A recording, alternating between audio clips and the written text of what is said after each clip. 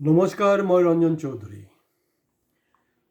কুংকি চৌধুৰীৰ লগত মানে মোৰ কি সম্পৰ্ক এইটো মই আপোনালোকক অলৰেডি কমিটমেণ্ট কৰিছোঁ যে 4 মে'ৰ পিছত এইটো মই খোলাচা কৰি দিম। আৰু ডেফিনেটলি কুংকি গগৈ মানে চৌধুৰীৰ মমা কোন হয় সেইটো চব খোলাচা হৈ যাব। এই যে ছাছপেন্স যে এটা লাগি আছে, যি নহওক মই আপোনালোকক ধন্যবাদ দিছোঁ যে আমাৰ ৰঞ্জন চৌধুৰী অফিচিয়েল ইউটিউবত হাইয়েষ্ট ভিউজ হৈছে কিন্তু কুংকি চৌধুৰীৰ এইখন। আমি বিভিন্ন বিষয়ত কৰি আছোঁ, কিন্তু কুংকি চৌধুৰী মানে অল টাইম হাইয়েষ্ট, মানে লক্ষাধিক মানে ৰাইজে সেইটো চাইছে। গতিকে সেইটো অকল আমাৰ ইউটিউবৰ কাৰণে নহয়, এইটো যে আমাৰ জেনজি আছে বা আমাৰ মিডিল এইজ যে মানুহবিলাক আছে তেওঁলোকৰ কাৰণে কিন্তু এটা জাগৰণ যে জাগিছে, যে অসমীয়া যে জাগিছে তাৰ এইটো এটা জলজন্ত প্ৰমাণ। আৰু আমি কোনো ভুল ভাল সেন্সেশ্যন ক্ৰিয়েট কৰাৰ কাৰণে ভুল ভাল নিউজ নকৰোঁ দেই।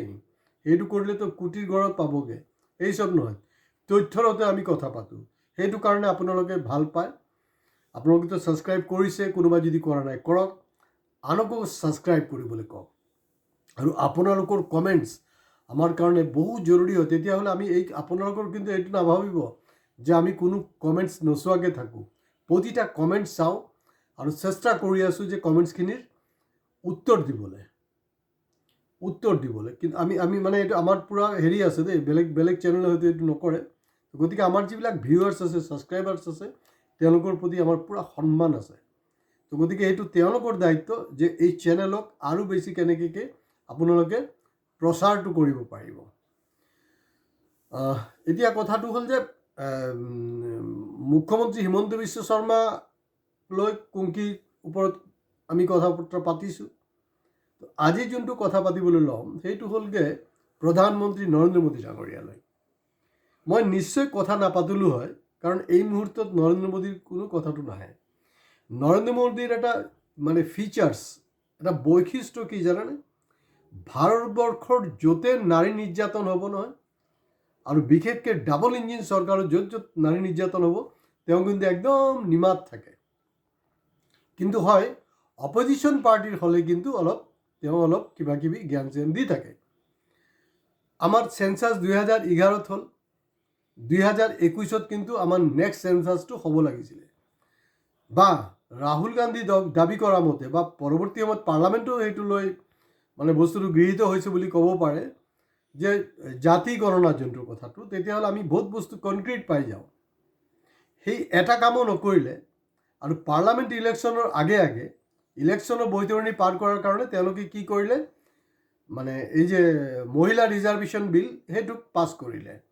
তো যি নহওক মহিলাও কিন্তু বাবাজিকাৰ ঠল্লু দেখাই দিলে, ইহঁতক খুব এটা পাত্তা দিয়া নাই। কিন্তু এতিয়া মানে সেই আপোনাৰ পইচা পাতি দি এইবিলাক কৰি আছে। তো এইটো কিন্তু খুব দূৰলৈকে নাযায়, আৰু আমাৰ দেশৰ অৰ্থনীতিৰ কাৰণে কিন্তু ভাল নহয়। তাৰ জলজন্ত উদাহৰণ হ'লগৈ আমাৰ চুবুৰীয়া ৰাষ্ট্ৰ শ্ৰীলংকা, একদম জলজন্ত। বা আপুনি নেপাললৈ যাওক, সেইটোৱে। তো গতিকে জেনজি অসমত জাগিছে আৰু জাগিব, আৰু জগাটো কিন্তু অসমৰ কাৰণে শুভ। যেতিয়া সম্পূৰ্ণভাৱে অসমৰ জেনজি জাগি যাব, তেতিয়া হয়তো মই পৃথিৱীত নাথাকিম, মই বিদায় ল'ম। কিন্তু মোৰ আত্মাই যে ভাল পাব দেই, মই আপোনালোকক কৈ দিছোঁ।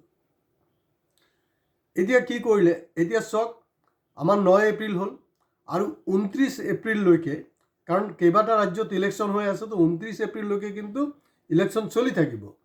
এই ইলেকশ্যন চলি থকাৰ অৱস্থাত তেওঁলোকে নাৰীৰ মানে আৰু বেছি ভোট পোৱাৰ কাৰণে কৰিলে কি, স্পেচিয়েল পাৰ্লামেণ্ট ছেশ্যন মাতিলে। মানে এই 16 তাৰিখৰ পৰা 18 তাৰিখ, এইটো কি নাৰী হাঁহি উঠে দেই, মানে মাথাত মানে বেয়া কৰি দিছে। নাৰী বন্ধন আইন, মানে সেই যে যোনটো মহিলা আছিলে সেইটোৱে ৰিজাৰ্ভেশ্যন, সেই কথাটো সেইটোৱে। এতিয়া মানে আমাৰ অসমৰ পৰিপ্ৰেক্ষিতত কৈছোঁ যে কুংকি চৌধুৰী বন্ধনটোতো তাইক কৰিব লাগিছিলে ন বিজেপিয়ে। বা যেতিয়া সেই গৰুৰ মাংস খাই কিবা কিবি আনি দিলে, যেতিয়া মানে তেওঁৰ হিমন্তৰ ছোৱালী বয়সৰ এটা ছোৱালীয়ে কুংকিয়ে পূৰা হিলাই দিলে অসম, তেওঁক আকোৱালি ল'ব লাগিছিলে ন, যে না ঠিক আছে তুমি একো নাই বাৰু, মই তোমাক কিন্তু শুভেচ্ছা দিছোঁ আগতীয়াকৈ যে তুমি অজপৰ পৰা কণ্টেষ্ট কৰিছা, কিন্তু তোমাক মই আগতীয়াকৈ শুভেচ্ছা। সেইটো হ'লগৈ লিডাৰশ্বিপ। কিন্তু তেখেতে সেইবিলাক কৰা নাই, উল্টা লাগি আছে। মানে FIR উল্টা FIR কৰি দিছে, তেওঁৰ FIRৰ কোনো মানে শুনানি হোৱা নাই, উল্টা FIR কৰি তেওঁক থানাত লৈ হাৰাশাস্তি কৰিছে। তো চব বস্তুত এটা লিমিট আছে ন। আৰু এই মুহূৰ্তত আপুনি কওক, দেশত কি আৰু কাম নাই নেকি কওকচোন? এই যে এটা স্পেচিয়েল ছেশ্যন কিহৰ কাৰণে দৰকাৰ আছিলে? স্পেচিয়েল ছেশ্যন দৰকাৰ আছিলে জুবিন গাৰ্গৰ ওপৰত। স্পেচিয়েল ছেশ্যন দৰকাৰ আছিলে যে CBI এনকুৱাৰী হ'বনে নহয়, জুবিন গাৰ্গক ভাৰতৰত্ন দিয়া হ'বনে নহয়, সেইবিলাক হ'ব পাৰে। বা দেশত আৰু বহু বস্তু আছে। এতিয়া নাৰী বন্ধন কোনে কৰি আছে? নৰেন্দ্ৰ মোদী, যি নাকি নিজৰ মাইকীক 2014লৈকে তেওঁ যে বিবাহিত, সেইটো তাৰ এফিডেভিটত, যেনেকৈ এতিয়া হিমন্ত বিশ্ব শৰ্মাৰ পৰিয়াল আৰু গোটেই বিষয়টোক এফিডেভিটত কিবা এটা লিখিছে, আৰু পৱন খেৰা কিন্তু চব আচল কথা ওলাই দিলে যে এফিডেভিটত আছে ইমান, কিন্তু আচল তথ্যটো তেওঁ লুকাইছে। সেইটো এটা অপৰাধ। 2014ত কিন্তু তেওঁৰ যে পত্নী আছে যশোদাবইনৰ নামটো উল্লেখ কৰিলে। ইমান মানে পাৱাৰফুল মানুহজনৰ এইবিলাক হ'লগৈ কাৰবাৰ। নাৰী বন্ধন মানে কি? কেনেকুৱা নাৰী লাগিব জানানে? এই যে মামাক যে চুমা খাইছিলে নহয় নীলাজ মহিলাগৰাকী, চালা তোৰ নিজৰ মোটা মানুহটোক জিন্দগীত কেইবাৰ চুমা খালি, বা তোৰ বিয়া হোৱাৰ আগত কিমান ল'ৰাক চুমা খালি, এই হিচাপটো অসমবাসীয়ে জানিব বিচাৰিছে ন। তেনেকুৱা কেণ্ডিডেট তেওঁলোকৰ লাগে। তেওঁলোকৰ কেনেকুৱা নাৰী বন্ধনৰ নামত কেনেকুৱা কেণ্ডিডেট লাগে জানেনে? নাৰী বন্ধনৰ নামত তেওঁলোকক লাগিব এই যে বিলকিছ বানু, যেতিয়া গুজৰাটত মানে মুখ্যমন্ত্ৰী হৈ আছিলে, মানে এতিয়াতো 25 বছৰ হ'লেই, 13 বছৰ এইফালে গ'ল মুখ্যমন্ত্ৰী হিচাপে নৰেন্দ্ৰ মোদী, এইফালে আমাৰ 12 বছৰ কামুৰিলে, 25 বছৰটো হৈয়ে গ'ল।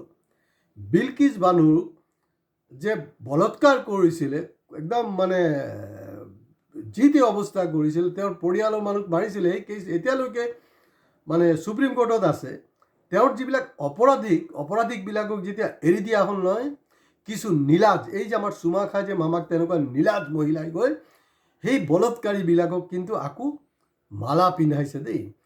তেনেকুৱা মহিলা লাগে। তো মোৰ কথাটো হ'ল যে charity begins at home. 33% reservation ভাৰমে যায়, গুলি মাৰো এইবিলাক ঘণ্টা আমাক নালাগে। এতিয়া আপোনালোকে জানেনে, অসমত তেওঁলোকে নিজৰ দলৰ কিন্তু মহিলা প্ৰাৰ্থী দিয়া নাই, যোগ্য প্ৰাৰ্থী থকা স্বত্বেও। 33%টো দূৰৰ কথা, মাত্ৰ দিছে 8%, বা সেইটো তাতকৈ কমো হ'ব পাৰে, মাত্ৰ 8% দিছে। সেইটো তেওঁলোকে কৰা নাই। তো গতিকে তেওঁলোকৰ যোনটো চিন্তাধাৰা, মৌনবাদী যোনটো চিন্তাধাৰা, তেওঁলোকৰ সেই মানে সনাতনৰ নামে যি চৈতানী, এইটো হ'ল যে যিবিলাক মানে নতুনকৈ নিউ জেনেৰেশ্যনৰ জেনজি আমাৰ ছোৱালী ওলাই আহিছে, তেওঁলোকক কেনেকৈ দবাই দিব, সেইটো হ'লগৈ তেওঁলোকৰ ছিংগল অবজেক্ট। গতিকে নৰেন্দ্ৰ মোদী চাইছে নাই, মণিপুৰত যেতিয়া মহিলাৰ ওপৰত অত্যাচাৰ হ'ল, এটা মাত মতা নাই। এতিয়া ৱেষ্ট বেংগলত আৰু জমনি হ'ল, ইমান হাৰামীৰ বাচ্চা হয় এইকেইটা। ৱেষ্ট বেংগলত কৰিলে কি, আপোনাৰ এই যে আৰজিকৰ হস্পিটেলত যে এটা ডক্টৰ, জুনিয়ৰ ডক্টৰ যে আপোনাৰ বলৎকাৰ হৈছিলে, পিছত মাৰ্ডাৰ হৈছিলে, যিটোক লৈ খুব ডাঙৰ এটা আন্দোলন হৈছিল, মনত আছে নে নাই নিশ্চয় আপোনালোকৰ? এই তাৰ যে মা, এতিয়াতো সেই মানে অভয়াৰটো মানে কষ্ট হৈছে ন তাৰ আত্মাৰ। কি কৰিছে জানেনে? এই অভয়াৰ মা দেউতা নৰেন্দ্ৰ মোদী, অমিত শ্বাহ বা ভাৰতৰ ৰাষ্ট্ৰপতিকো লগ কৰিব বিচাৰিছিলে যে আমাক জাষ্টিছ লাগে, তেওঁলোকে কিন্তু এপইণ্টমেণ্টেই দিয়া নাই। এইটো হ'লগৈ তেওঁলোকৰ মহিলাৰ প্ৰতি তেওঁলোকৰ সন্মান। কিন্তু ইণ্টাৰেষ্টিং হ'ল, মমতা বেনাৰ্জীক মানে হেৰি কৰাৰ কাৰণে, লুজ কৰাৰ কাৰণে কৰিছে কি, এই যে ছোৱালীগৰাকীৰ মাকক তেওঁলোকে কোনো ৰকম ছেটিং কৰি বিজেপিৰ পৰা প্ৰাৰ্থিত্ব দিছে। আৰু এই মাকজনীতো চাৰা হাৰামীৰ বাচ্চি হয়। কেনেকৈ আপোনাৰ বিজেপিৰ পৰা হয়? কাৰণ 3জন ৰাষ্ট্ৰপতি, প্ৰধানমন্ত্ৰী আৰু আমাৰ গৃহমন্ত্ৰী, 3জনক লগ ধৰিব বিচাৰিছিলে, জাষ্টিছ পোৱা নাই। তো গতিকে যিবিলাক মহিলা ওলাই আহিছে, মই কৈ আছোঁ যে বিজেপিত কংগ্ৰেছ বুলি নহয়, এতিয়া কংগ্ৰেছ কিমান পাৰ্চেণ্ট দিছে সেইটো আমাৰ ছাবজেক্ট নহয়। আমাৰ ছাবজেক্ট হ'ল যে বিজেপি নাৰী বন্ধনটো এইটো সময় নহয়। এই সময়টো তেওঁলোকে কি কৰিব বিচাৰিছে যে বাকী যিবিলাক ৰাজ্যৰ ইলেকশ্যন বাকী ফেজ ৱাইজ বাকী আছে সেই মহিলাবিলাকক আকৃষ্ট কৰাৰ কাৰণে এই ধৰণৰ বদমাচিটো হৈ আছে। তো গতিকে এই 33% ৰিজাৰ্ভেশ্যন প্ৰশ্ন নহয়, মূল প্ৰশ্নটো হ'ল যে মহিলাৰ মাজত জাগৰণ আনিব লাগিব।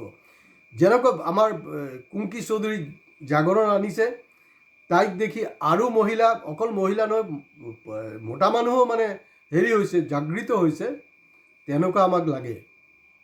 গতিকে য'ত মানে নাৰী উঠিব চেষ্টা কৰিছে তেওঁলোকৰ কিন্তু ভৰিৰ তলত চেপি দিছে। আৰু সেইফালে এতিয়া পাৰ্লামেণ্টত নতুন ভাওনা, এতিয়াতো কৃষ্ণ যে আছে নহয়, আমাৰ ভগৱান কৃষ্ণ কিন্তু পগলা হৈ গৈছে। চালা মই জিন্দগীত যিমান ভাওনা কৰা নাই, যিমান নৃত্য কৰা নাই, তহঁতিতো কিন্তু আমাতকৈও ৰেকৰ্ড চেলাই গৈছে। তেওঁলোকে এই বিজেপি দলৰ এইকেইটাই বেছিকৈ ভাওনা কৰিছে। গতিকে কুংকি চৌধুৰীৰ ওপৰত যি জুলুম এইবিলাক বন্ধ হ'ব লাগে। আৰু তাতকৈও ডাঙৰ কথাটো হ'ল যে এই নাৰী বন্ধন যোনটো কৰি আছে নহয়, সেইটো নাৰী বন্ধন নহয়, নাৰীক বন্ধন। বন্ধন মানে ঘৰৰ ভিতৰত থৈ দিব আচলতে। তেওঁলোকৰ চিন্তাধাৰাটো তেনেকুৱাই।